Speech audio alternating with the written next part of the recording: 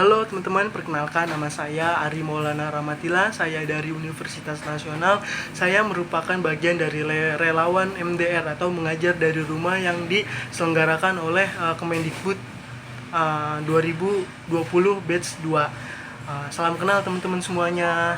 Nah, selanjutnya di sini saya akan mereview atau mengulas dari MBKM, yaitu Merdeka Belajar Kampus Merdeka dari program Dikti atau Kemendikbud. Nah, ya, program atau kebijakan dari Merdeka Belajar Kampus Merdeka yang saya ikuti dari workshop yang saya ikuti beberapa hari lalu dari Dikti, saya mencatat 4 poin. 4 poin yang menurut saya itu penting di MBKM, yaitu Merdeka Belajar Kampus Merdeka. 4 poin tersebut yaitu yang pertama ada pembukaan program studi baru. Nah, yang dimaksud dengan pembukaan program studi baru yang saya catat yaitu pendirian prodi baru bagi perguruan tinggi negeri dan perguruan tinggi swasta dengan akreditasi A dan B. Jadi setiap perguruan tinggi negeri dan perguruan tinggi swasta yang akreditasinya A atau B diberi otonomi untuk membuka program studi baru yang syarat-syaratnya untuk pembukaan program studi itu telah ditentukan sebelumnya oleh Kemendikbud atau Dikti. Nah, yang kedua yaitu sistem akreditasi perguruan tinggi. Nah, untuk yang poin kedua itu yaitu reakreditasi bersifat otonomis untuk seluruh peringkat dan bersifat sukarela bagi perguruan tinggi dan prodi setiap naik peringkat akreditasi. Nah, maksudnya yaitu bila saat ini semua program studi atau perguruan tinggi di Indonesia wajib akreditasi setiap 5 tahun sekali, maka nanti akreditasinya yang sudah ditetapkan oleh Ban PT tetap berlaku dan akan diperbarui secara otomatis, dan perguruan tinggi yang akreditasinya B atau C dapat mengajukan kenaikan akreditasi kapanpun secara sukarela. Jadi yang perguruan tinggi atau prodinya yang masih B atau C dia berhak untuk mengajukan kenaikan akreditasi secara sukarela. Selanjutnya yang ketiga yaitu perguruan tinggi negeri badan hukum. Nah, yang saya catat di poin ketiga yaitu kebebasan bagi perguruan tinggi negeri atau PTN, Badan Layanan Umum atau BLU, dan Satuan Kerja atau Satker untuk menjadi perguruan tinggi negeri berbadan hukum atau BH atau badan hukum. Nah, yang keempat yaitu yang saya catat atau yang terakhir yaitu hak belajar 3 semester di luar program studi. Nah, yaitu hak mengambil mata kuliah di luar program studi dan perubahan satuan kredit semester atau SKS. Nah, contohnya itu seperti saya ini, misalnya saya kan di UNAS mengambil program studi yaitu program studi keperawatan.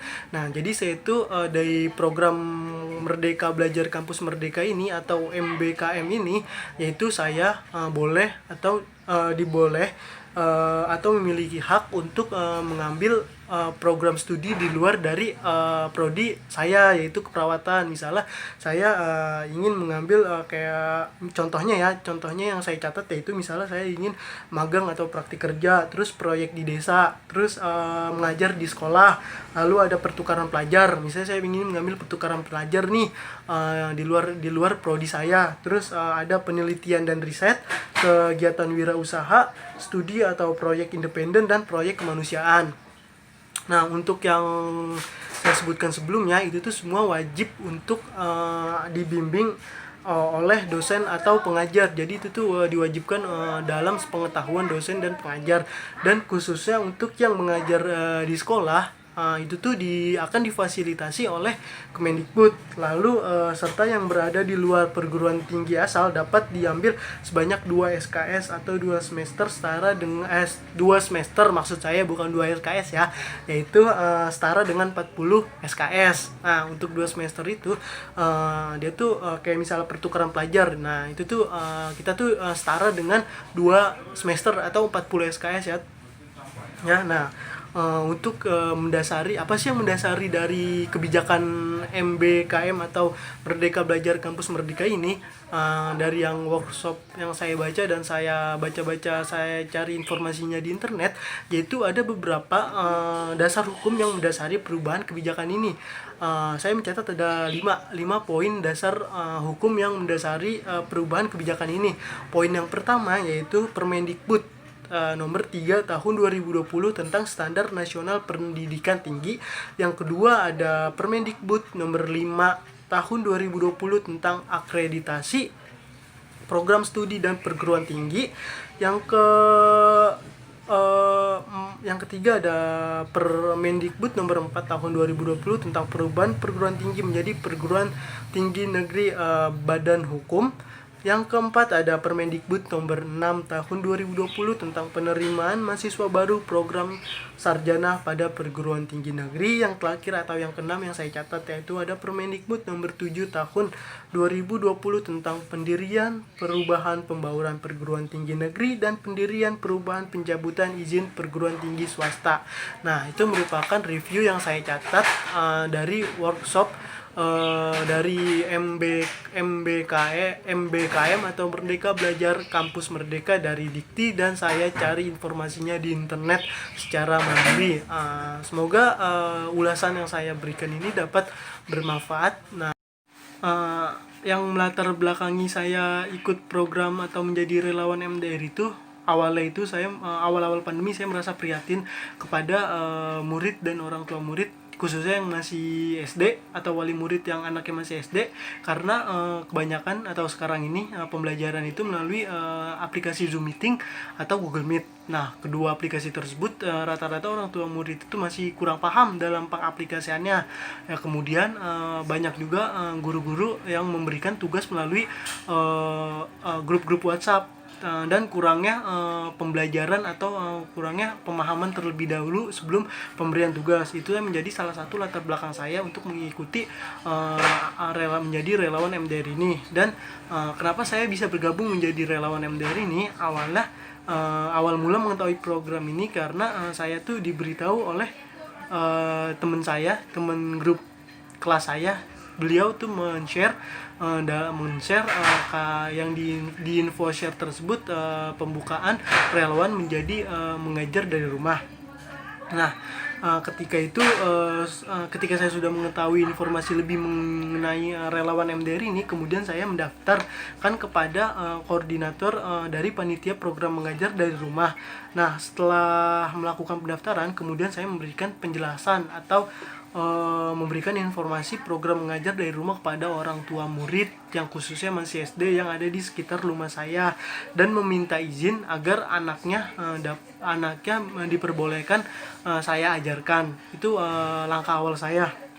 Dan alhamdulillah orang tua anak tersebut mengizinkan saya untuk menjadi pengajar atau mengajarkan anaknya selama pandemi ini, karena orang tuanya bercerita kepada saya bahwa selama pandemi ini anaknya itu kebanyakan main dengan teman sebayanya. Jadi dia tuh kurang dalam pembelajarannya. Jadi walaupun sudah diberikan tugas oleh guru, dia tuh kurang paham, dan dia tuh lebih banyak memberikan tugas dan mengerjakan, setelah itu dia main. Jadi kebanyakan selama pandemi ini seharusnya di rumah, jadi anak-anak tuh kebanyakan main dengan teman sebayanya.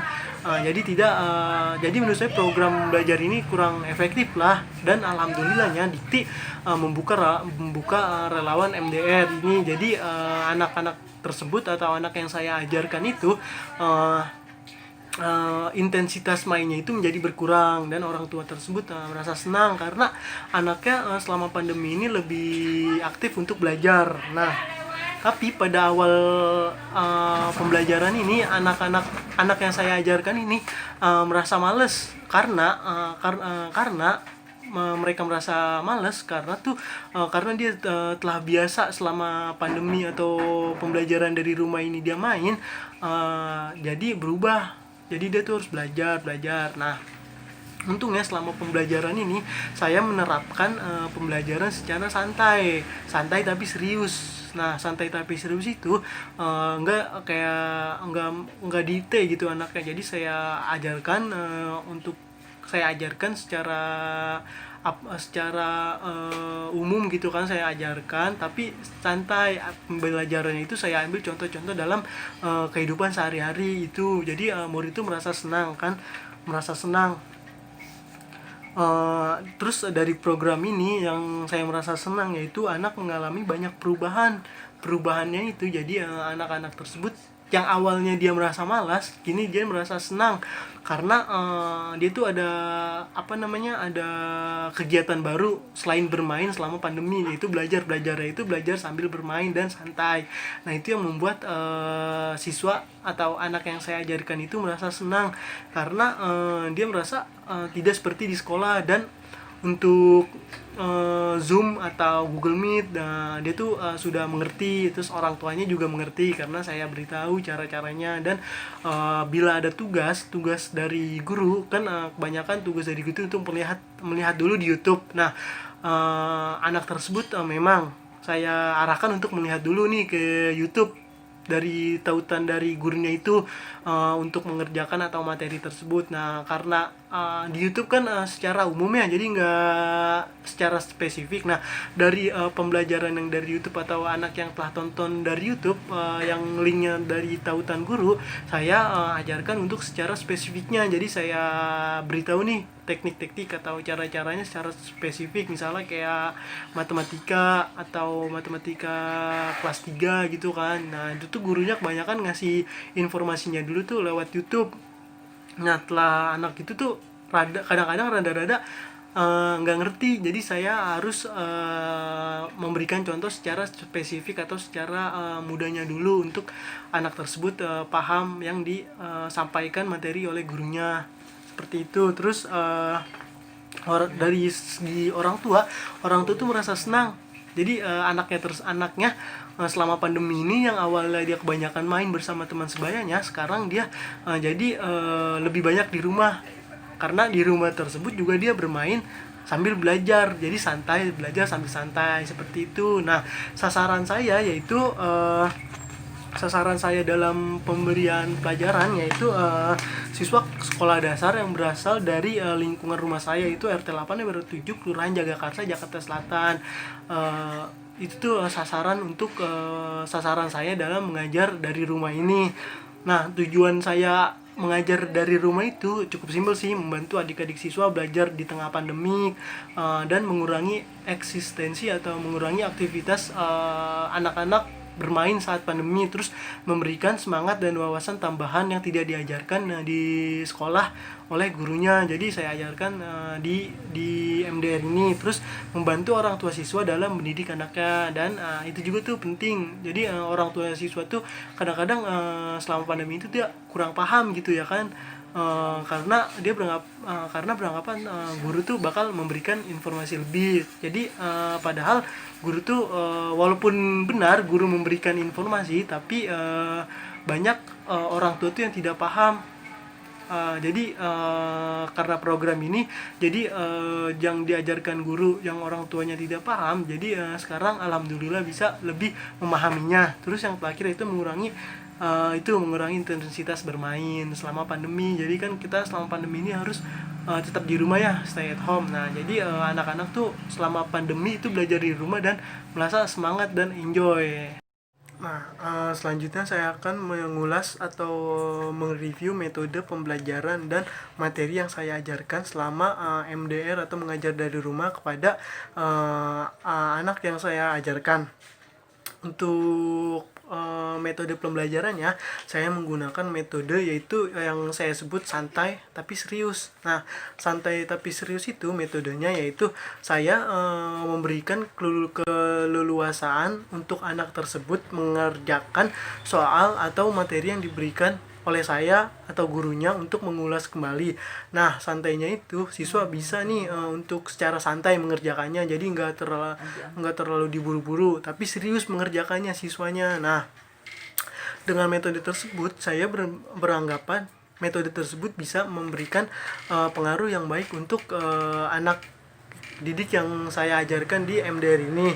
Nah, selain itu metodenya juga yaitu metode menghafal. Kenapa menghafal? Karena menurut saya menghafal itu perlu. Nah, tapi menghafalnya itu dengan membaca berulang-ulang. Misalnya sedang menghafalkan sebuah ayat atau surat. Nah, itu tuh saya lebih menekankan untuk menghafal dengan cara membaca berulang-ulang. Kemudian nanti dibaca kembali secara bersamaan. Seperti untuk metode yang saya ajarkan untuk MDR ini. Nah, kemudian untuk materi yang saya ajarkan, yaitu materinya ada beberapa materi yang belum dikuasai oleh siswa sebelumnya, seperti matematika. Nah, untuk matematika siswa-siswa atau anak yang saya didik itu masih kurang paham. Nah, di sini saya mengajarkan bagaimana mengerjakan matematika yang benar dan secara baik, ataupun tidak membuat siswa itu pusing dengan cara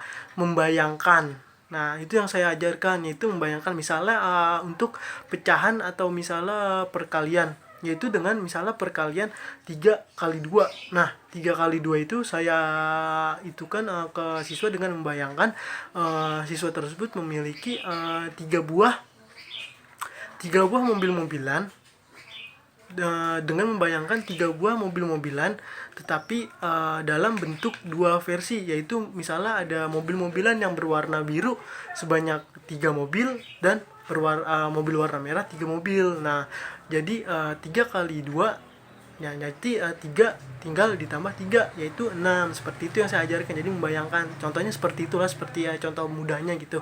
Nah, untuk materi yang saya ajarkan yaitu matematika, terus menghafal surat. Nah, iya, menghafal surat juga siswa sebelumnya kan kebetulan siswa ini bersekolah di MI atau Madrasah Ibtidaiyah, ya kan, secara notabene itu belajar agama. Nah, untuk materi penghafal ini saya tekankan seperti tadi, yaitu membaca berulang-ulang untuk penghafalannya. Nah, jadi sekarang alhamdulillah siswa sudah bisa menghafalkan beberapa surat yang lumayan panjang seperti itu.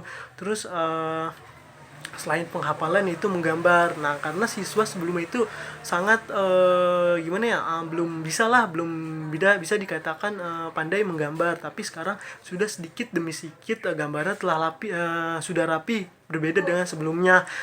Terus dalam itu sih yang saya tekankan itu di matematika, karena biar siswa nanti waktu sekolah tuh dapat matematika atau berhitung secara baik. Selanjutnya di sini saya akan mereview atau mengulas sebelum dan sesudah pembelajaran MDR ini. Kebetulan di sini ada anak murid atau siswa yang saya ajarkan selama MDR ini, yaitu ada Denis. Ini Denis, saya masuk. Nah, Sinan.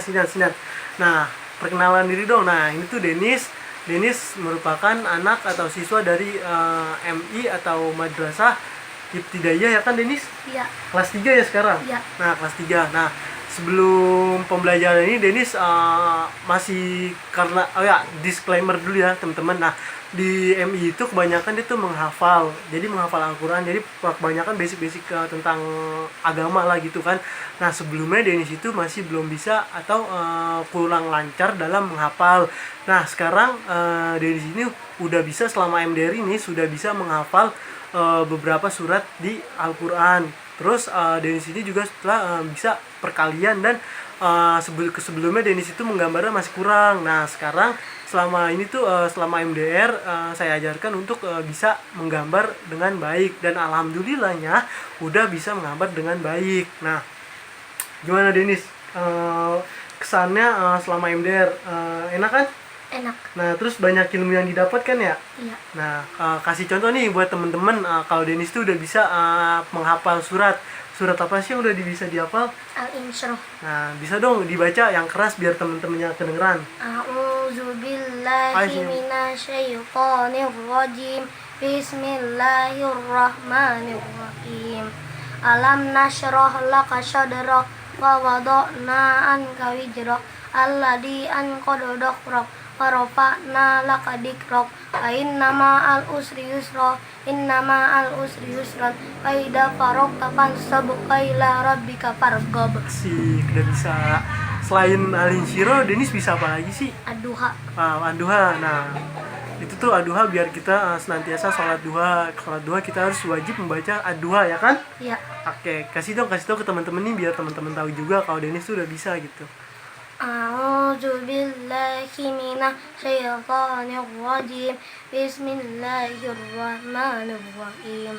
Wadduha wal laili idza saja ma wadda'aka rabbuka wa ma qala walal akhiratu khairul laka minal ula wala syaufa yu'tika rabbuka fatarda alam yajidka yatiman fa'awa fawajadaka dhalam fahada fawajadaka a'ilan fa'agna fa'ammal yatima fala taqhar fa'ammal sya'ila fala tanhar fa'amma binikmati rabbika fahaddis. Alhamdulillah. Nah, selain Denis juga sudah pandai menghafal, Denis juga sudah bisa perkalian. Nah, Kakak Ari pengen tanya nih perkalian 9 kali 3 berapa sih? 27 27. 5 kali 2? 10 Ini mantap. 5 kali 3? 15. Oke, terima kasih Denis. Oh ya, untuk MDR ini Denis sudah jarang main juga kan ya? Iya. Jarang, dulu sering banget main kan sama temen-temennya. Sekarang udah nggak boleh main karena harus stay at home. Oke teman-teman, terima kasih. Berikut ini merupakan foto-foto atau dokumentasi selama MDR saya mengajar dari rumah bersama siswa atau murid yang saya ajar, yaitu Denis Robi Nurul Iksan kelas 3. Ini merupakan kegiatan-kegiatan yang biasa kami lakukan, mulai dari menggambar, mengerjakan PR, lantas berhitung. Ini merupakan dan menghafal. Ini merupakan kegiatan-kegiatan yang sering kami lakukan. Nah, itu tuh kegiatan ini yang kita lakukan itu santai, tetap santai dan tetap menerapkan protokol